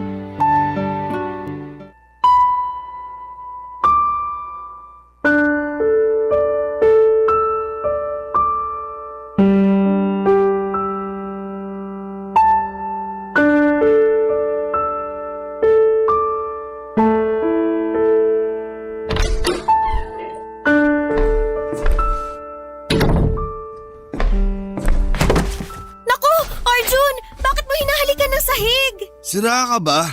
Hindi ko hinahalikan ng sahig. Nawalan lang ako ng balanse kaya tulungan mo na lang akong tumayo. Oo, sige. Huwag mo nga akong hawakan. Kanina sabi mo tulungan kita, tapos bigla mo kong itutulak at sasabihin mo ngayon na huwag kitang hawakan? Oo, hindi mo ba narinig? Bingi ka siguro. Hindi ako bingi At ikaw, bakit ka lasing? Ano bang pake mo kung lasing ako? Nanay ba kita? Di naman, di ba? Hindi nga, pero baka nakakalimutan mo na kinakasama mo ko. Saka nanay ako ng magiging anak mo. Anong magiging anak ko? Wala pa akong magiging anak. Napakasira ulo mo. Dahil sa kalasingan mo, nagawa mong kalimutan ang sarili mong anak. Pwede ba? Huwag kang maingay dyan. Daig mo pa yung manok. Hilig mong pumutak. At bakit hindi kita na? Aray! Bakit mo ako sinampal? Yan ang dapat sa'yo. Sinabi ko na kasing manahimik ka. Sobra ka na! Akala mo kung sino ka! Sige, kapag hindi ka pa nanahimik dyan, paduduguin ko na sa suntok ko yung bunganga mo. Gagawin mo talaga sa akin yun? Oo naman, bakit hindi? At kailan ka pa natutong manakit ng babae, Arjun? Ngayon lang, kasi nakakabulahaw ng mga kapitbahay ang bunganga mo. Sige, sabihin mo, paanong hindi kita bubungangaan? Wala kang sabi-sabi sa akin na nakipag-inuman ka pala. Baka lang hindi mo alam kung anong oras na, 12:00 na ng madaling araw. Kanina pa ako alalang-alala sa yung damuho ka. Ay, talaga naman. Sige, subukan mo.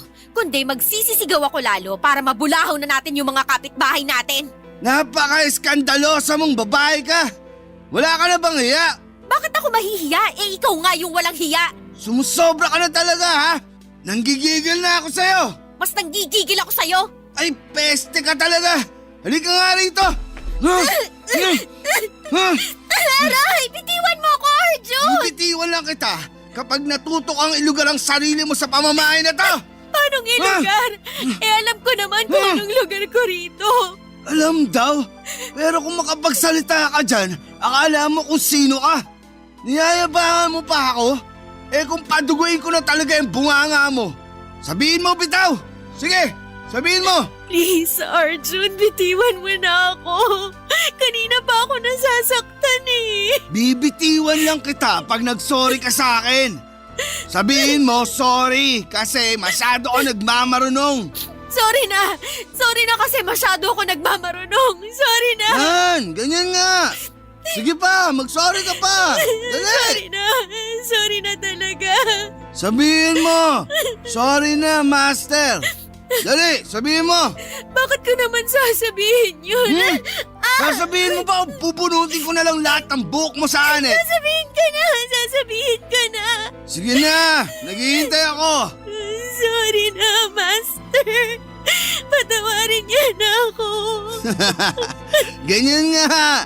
Madali naman ako kausap Oh, ayan. Sa sunod, ilugar mo yung kaingayan mo para hindi ka nasasaktan. Nakakairita ka kasi. Buti ba, natutulog na ako. Huwag kang maingay dyan, ha? Good night.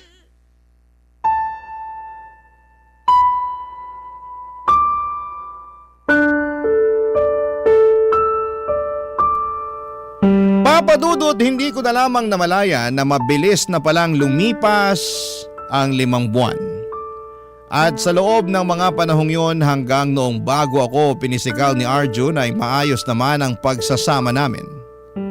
Pero napansin ko na mainitin talaga ang ulo niya tapos gusto niyang nasusunod palagi. Kaya nga noong sinabi niyang pumirmi ako sa bahay namin at intindihin ko na lamang daw ang pagbubuntis ko ay yon ang ginawa ko. Kaso hindi ko po akalain na darating kami sa punto na mapagbubuhatan niya ako ng kamay. Kahit naman masayahin akong tao at positibo sa buhay, ay marunong pa rin akong masaktan. Nagsorry rin naman sa akin si Arjun kinabukasan at sinabi niyang nadala lang daw siya ng kanyang emosyon. Papadudot, pinatawad ko siya at pinagsabihan na huwag na niyang ulitin ang pananakit niya sa akin. Hindi ko rin po siya sinumbong sa mama ko dahil ayokong masira ang imahe niya bilang kinakasama ko at tatay ng magiging anak namin, Papadudot. Barangay Love Stories. Barangay Love Stories. Papadudot, lahat tayo ay nakagagawa ng katangahan at kabobohan sa buhay. Hindi po yon maiiwasan dahil tayo ay tao lamang. May kasabihan nga na charge it to experience. Na ang ibig sabihin ay matuto tayo mula sa mga pagkakamali natin sa buhay at magsilbi na lamang aral sa atin ang masasalimuot na karanasan na ating pinagdadaanan. Pero ang masasabi ko lang ay napakalaking katangahan na pinatawad ko si Arjun dahil umasa akong hindi na niya uulitin ang pananakit sa akin. Pero mali ako dahil sa tuwing nalalasing siya, napipikon o nagagalit, sa maliliit na bagay ay para bang may switch button sa utak niya na bigla na lamang pumipitig para makapanakit.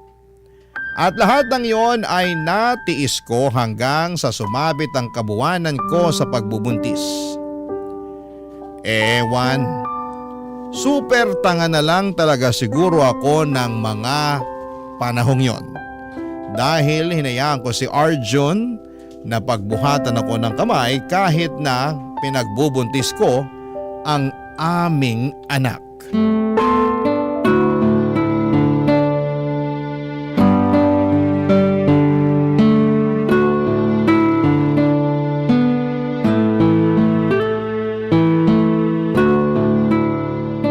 Buti naman dinalaw mo ako rito sa tinitirhan ko.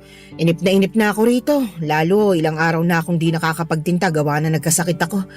Nagpahinga na lang ako ngayon kasi baka mabinat ako pero bukas magtitinda na ulit ako. Sorry po ma, masyadong busy lang talaga. Busy ka dyan wala ka namang ginagawa dun sa inuupahan nyo. Yung totoo. Baka naman ayaw ka lang papuntahin ng kinakasama mo rito sa bahay natin ha? Hindi naman po sa ganun. Parang ganun na rin kasi kapag tinatanong kong tungkol doon sa'yo wala ka namang sinasagot. Ay, hindi ko tuloy mapigilang mag-alala at pakaisipin ka. Tapos di ka pa nagre-reply sa mga text ko.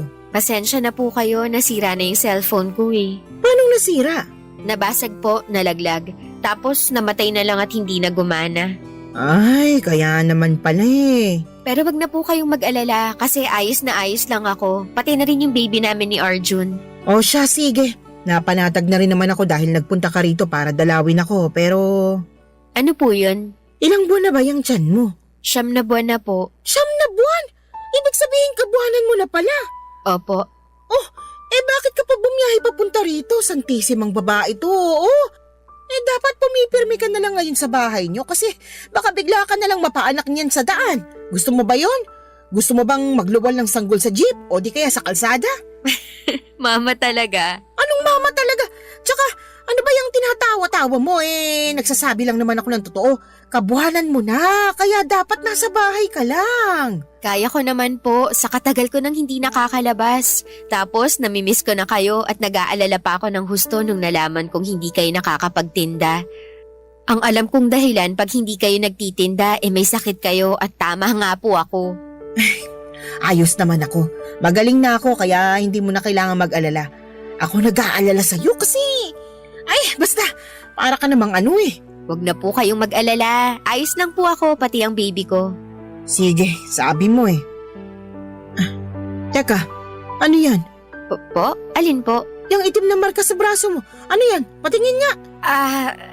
Wag na po. Anong wag na? Tsaka ano to? Pasa ba to? Hindi po yan pasa. Oy, hindi ako pinanganak kahapon, nak. Alam kong pasayan. Pagsabi ka nga sa akin, sinasaktan ka ba ng Arjun na yon? Hindi po. Sigurado ka? Baka pinaglololoko mo ko, ha?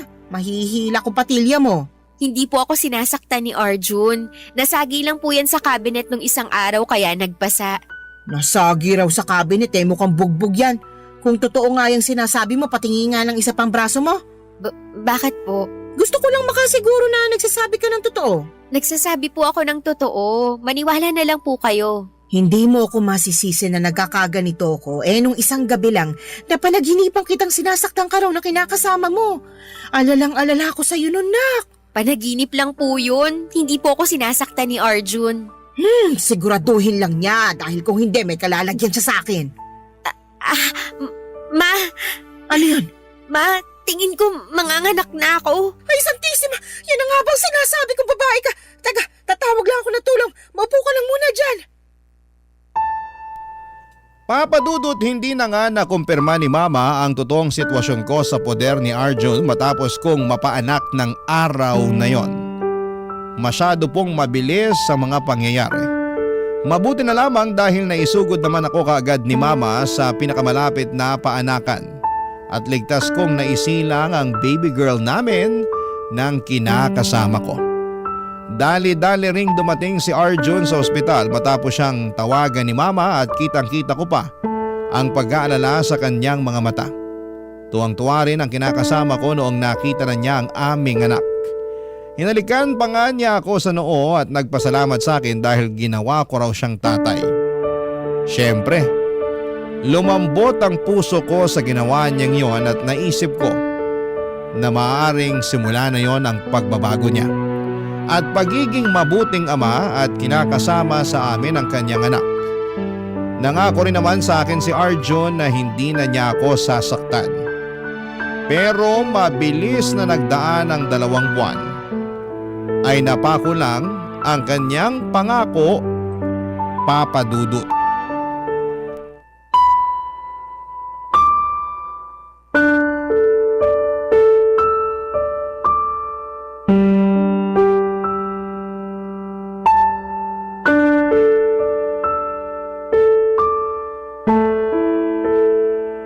Arjun, ano ba? Ano ba? Hindi pa nga tayo tapos mag-usap tapos tinatalikuran mo na ako. Hindi pa ba? Akala ko tapos na eh. Gusto ko na kasi matulog. Pagod ako para lang sa kaalaman mo. Palibhasa, hindi ikaw yung nagtatrabaho sa labas. Kaya akala mo pasarap lang ginagawa ko dun. Hindi naman yun ang inaakala ko Alam ko na mahirap din ang ginagawa mong pagtatrabaho. Pero sana naman, isipin mo rin na mahirap din maging nanay at mag-alaga sa baby natin. Anong gusto mong gawin ko? Wala naman ako magagawa doon kasi alam ko na tungkulin kong alagaan ang anak natin bilang nanay niya. Alam mo naman pala eh. Pero hindi naman yun ang issue rito. Ang dami-dami mo talagang alam no. Masyado kang ma-issue sa buhay. Ano ba kasing issue mo? Kinakausap pa kita tungkol sa kulang na sweldo na binigay mo sa akin, di ba? Wala na nga. Huwag kang sumigaw. Baka magising ang anak natin. Paanong di sisigaw? Nakakagigil ka na. Ulit-ulit mong sinasabi na kulang yung sweldo na binigay ko. Kahit kapkapan mo pa ako, wala ka nang mahihita sa akin. Yan na yun. Sagad na, pati patot, panabla. Lintik naman na buhay to. Hindi ka lang naman ngayong sahuran nagbigay sa akin ng kulang na sahod. Pang ilan mo na ba to? Aba, ewan ko sa'yo. Ewan mo talaga sa akin kasi nakakarami ka na. Ano ba kasing pinuputok ng butsi mo dyan? Buti nga nagbigay ako eh. Pero kulang. Hindi naman ganito yung binibigay mo sa akin noon Nasaan na yung iba? Ano? Sabihin mo sa akin saan mo ginastos yung pera. Bakit ko sasabihin sa'yo? Pera ko naman yun. Sabihin mo sa akin para alam ko at hindi ko hinahanap. Hindi mo na kailangang malaman dahil akin naman yun. Dapat mo na lang gawin makontento sa kung magkano lang yung binibigay ko. Masyado kang demanding taong bahay ka lang naman. Hindi ako magdedemand ng ganito kung sumasapat yung pera na binibigay mo sa akin pero hindi Madalas kulang at hirap na akong pagkasyahin yun. Sa gatas pa lang at diaper ng baby natin kulang na yung inaabot mong sahod. Tapos gusto mo pa laging masarap ang ulam wala na nga tayong pambili. Masama bang mag-ulam ng masarap? Pinaghirapan ko naman yung perang pambili nun. Hindi ka talaga nakikinig, no? Wala na nga tayong pambili tapos gusto mo palaging masarap yung ulam. Pag sinabi mong masarap, ibig sabihin nun baboy, manok at baka. Hindi ka kumakain ng gulay at isda at madalas mong iniinsulto ang luto ko. Ay nako, dami mo talagang issue sa buhay Ikaw kasi masyado kang masikreto. Ano bang pakialam mo? Hindi naman lahat ng galaw ko dapat malaman mo. Sa lagay, para palang hindi partner ang trato mo sa akin kung ganyan. Huwag ka kasing masyadong pakialamera. Kung masta ka, akala mo asawa na kita. Pero gusto mo asikasuhin kita na parang asawa ko na. Ay talaga naman. Alam mo, kanina ka pa Sumusobra ka na Bakit mo ako sinampal? Hindi ko na kasi nagugustuhan yung tabas ng dila mo. Masyado nang matalim kaya dapat na kitang sampalin. Sumusobra ka na talaga. Ulang pa nga yung ginawa ko. Dapat sa'yo tinatadyakan para matuto. Tama na! Huwag mo na ako saktan! Tama na! Ayaw mo palang nasasaktan Kaya sa susunod, huwag mo na akong kakwestiyonin. Papa Dudut, tahimik akong umiiyak ng gabing yon dahil ayokong may kapitbahay na makarinig sa akin. Ayoko rin na magising ang bibi namin na mahimbing ng natutulog ng gabing yon. Sobrang sakit ng katawan ko sa pamimisikal ni Arjun. Pero mas masakit ang puso ko dahil inulit na naman niya ang bagay na sinabi niyang hinding-hindi na niya gagawin pa. Durog na durog ako ng mga panahong yon at pakiwari ko ay wala na akong magagawa pa. Dahil maliit pa ang baby namin at wala naman akong trabaho, ay wala talaga akong mapupuntahan. Hindi ko rin naman gustong umalis sa poder ni Arjun at pumunta kay mama dahil ayoko siyang madamay sakaling may gawing masama ang kinakasama ko. Sobrang walang-wala na ako ng mga panahong yon. Nawalan na rin ako ng pag-asa na magiging maayos pa ang buhay at pagsasama naming pamilya. Dalangin ko na lamang ng mga oras na yon na hipuin ng Diyos ang puso ni Arjun upang magbagong buhay siya. Papa Dudut. Barangay Love Stories. Barangay Love Stories. Papa Dudut, mukhang narinig ng Diyos ang panalangin ko sa Kanya. Dahil hindi na masyadong namimisikal ang kinakasama ko sa paglipas ng mga araw. Paminsan-minsan na lamang kapag napipikon siya dahil hindi na talaga mawala sa ugali niya ang pagiging magagalitin. Pero nag-level up naman sa katarantaduhan si Arjo noong nagsimula siyang malulong sa sugal at pambababae. Nang mga panahong yon ay kakaisang taon lang ng anak namin. Bukod doon, habang tumatagal ay pakiramdam ko ay may naiipong galit sa akin ang kinakasama ko. Gusto na kasi niya akong magbuntis pero hindi ko sinabi sa kanya na palihim akong nagpalagay ng implant para hindi niya mabuntis. Ayoko nang magkaanak kami dahil alam ko na mas magiging miserable lang ang buhay namin sa kanya. Noon pa nga lang ay hindi na niya kami matrato ng maayos. Nang anak ko ay magdadagdag pa ba ako ng panibagong bata? Isang gabi hindi umuwi ang kinakasama ko sa inuupahan namin at kinabukasan na siya madaling araw dumating. Lasing na lasing si Arjun at dumiretso na agad sa higaan para matulog matapos akong batukan at insultuhin. Tapos nung magising siya, bandang alas 9 ng umaga ay mainit na naman ang ulo niya dahil late na raw siya sa kanyang trabaho, Papa Dudut.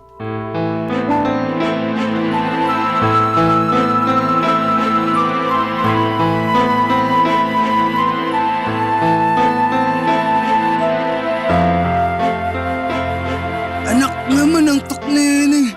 Raquel! Alas 9 na pala ng umaga. Bakit hindi mo ako ginising kanina? Pwede ba? Huwag kang sumigaw. Nakita mong tulog pa anak natin Buti sana kung ikaw magpapatahan dyan pag umiyak hindi mo nga malaro ng matagal yung anak natin. Aray ko! Aga mo na naman nagbubunga nga ha? Halika rito! Kakalboy na kita talaga! Inaano ba kita? Bakit mo ako sinasabunutan? Nakakabalas na yung pagmukha mo sa kayang pagyayaw mo sa akin! Wala naman akong ginagawa sa'yo Ikaw yung bagong gising dyan tapos naninigaw na agad. Paano di ako maninigaw? Hindi mo nga ako ginising kanina. Di tuloy ako nakapasok sa trabaho. Sayang yung araw. Hindi ko na kasalanan kung hindi ka nakapasok sa trabaho. Saka nung hindi ginising, nakailang sabi ako sa'yo noon tapos niyugyug pa kita pero tulog mantika ka. Ah, ganun ha? Sige, bubunutin ko na talaga pang buhok mo sa anit para magtanda ka. Tama na, parang awa mo na. Wala na akong awa, lalo na sa katulad mo. Anak! Mama, Ka ba? ano pong ginagawa mo rito? Sira ulo ka! Bakit mo sinasabunutan ng anak ko? Bakit niyo naman po ako binatukan? Kulang pa yan dahil sa pananakit mo sa anak ko. Sabihin mo, anak, bakit niyo sinasabunutan? Hindi ko po alam. Basta na lang po siya nagalit sa akin. Wala naman po akong ginagawa sa kanya. Anong walang ginagawa? Ang aga-aga, nagbubunga ka dyan. Paano hindi kita bubungangaan? Nakakainis ka na. Kahit nabungangaan ka pa nitong anak ko, wala ka pa rin karapatan na saktan siya. Napakasira ulo mo. Ganito palang ginagawa mo sa anak ko. Mabuti pa, wag na po kayo makialam dito. Problema na po namin to ng anak nyo. Hindi ko kayo pakikialaman kung hindi mo sinasaktan ang anak ko. Nak, sabihin mo, ngayon ka lang ba sinaktan ng lalaking yan? Sabihin mo ka na madali. Hindi po. Maraming beses na po niya akong sinaktan. Simula pa lang nung pinagbubuntis ko yung anak namin, nananakit na po siya, Ma. Bakit kasi ngayon mo lang sinabi sa akin? Sana noon pa lang nailayo na kita sa kanya. Natakot po kasi ako. Saka nangako naman po si Arjun na magbabago na eh. Kaya lang, napako lang po yung pangako niyang yun. Sinubukan ko namang to pa rin yung pangako ko sa'yo ah. Kaso anong magagawa ko kung nakakapikon ka na minsan? Anong nakakapikon ako minsan? Ang sabihin mo, mabilis ka lang talagang mapikon at magalit. Tapos kasunod na nun yung pananakit mo sa akin. Sapat na yung dahilan para may kalagyang kang lalaki ka. Sobra ka na sa ginagawa mo sa anak ko. Humanda ka sa akin. Ano pong gagawin niyo sa akin? Tinatanong pa ba yan? Di irereklamo kita para makulong ka. Napakakapal ng pagmumukha mong saktan ng anak ko mag-isa ko lang yung tinaguyod ng araw. Pinakaiingatan ko yan. Halos hindi ko na pinadatapuan sa lamok. Tapos ikaw, pipisikalin mo lang. Sinasabi ko na nga ba na yung nakita kong pasa niya nung buntis pa lang siya sa anak mo, hindi talaga galing sa aksidente, kundi mayroong bumugbog sa kanya. Nakakagalit lang at nakakasama ng loob bilang magulang ang ginawa mo sa anak ko, kaya dapat mo tong panagutan.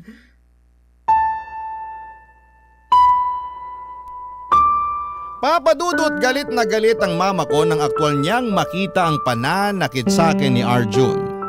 Kamunti ko na nga siyang hindi makilala dahil para siyang nag-transform sa pagiging halimaw na nanay na gusto lang ipagtanggol ang anak niya na inapi at inalipusta ng ibang tao.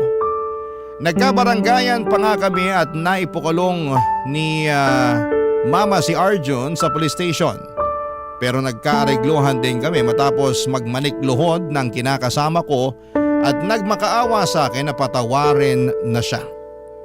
Oo, alam ko ang sasabihin ng mga kabarangay natin. Napakatanga. Sa akin na ang korona ng katangahan ng mga panahong yon. Pero inisip ko na lamang na ayoko mawala ng tatay ang anak namin, kaya pinatawad ko naman siya. Kaso may iba palang plano ang kapalaran sa amin. Isang linggo matapos makalaya ni Arjun mula sa pansamantalang pagkakakulong sa kanya ni Mama ay inatake naman siya sa puso. Dahilan upang mamatay siya.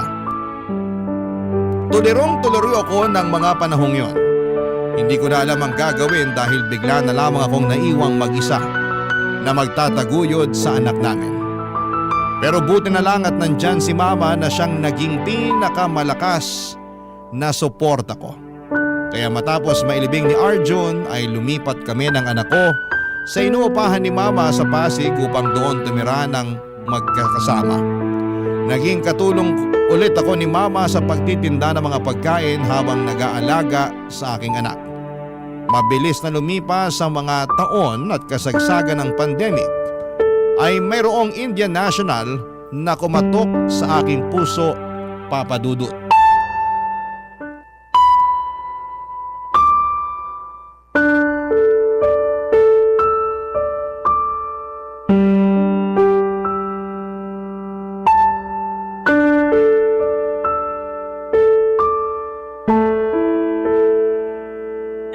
Alam mo, marami akong napagtanto ngayong dumadaan ng buong mundo sa pandemyang ito. Ano po yun? Na maiksi lang ang buhay. Kaya dapat gawin mo lang ng gawin yung bagay na magpapasaya sa'yo. Kahit po masama at nakakasakit ng kapwa, gagawin mo kasi dun ka masaya?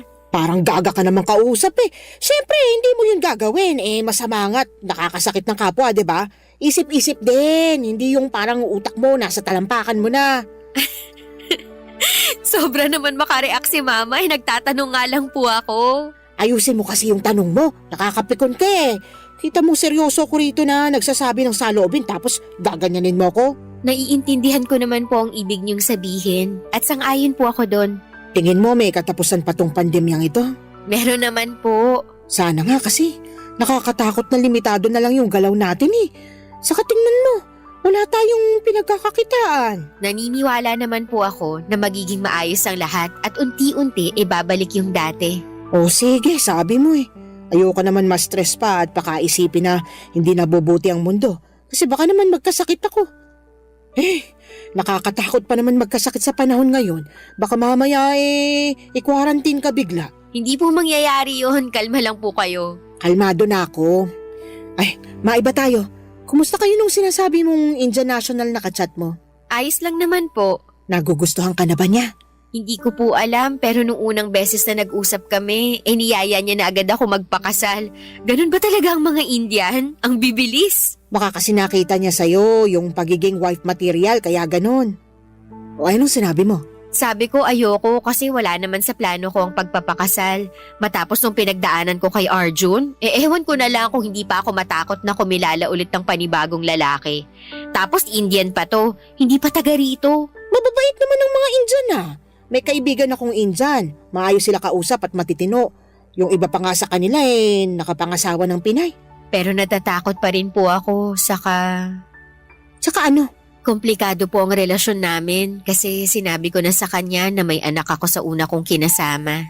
O anong sagot niya? Hindi raw po niya ako matatanggap kasi paniniwala nila dapat walang anak sa ibang lalaki ang babae na mapapangasawa nila. Sabi ko ayos lang naman sa akin kung hindi niya ako tanggapin dahil may anak na ako. Ayaw ko na rin sa kanya. Ay, ganun ba yun? Hindi ka nasaktan? Nasaktan, pero hindi ko naman siya mapipilit na tanggapin ako. Saka ayoko na ako lang yung tanggapin niya.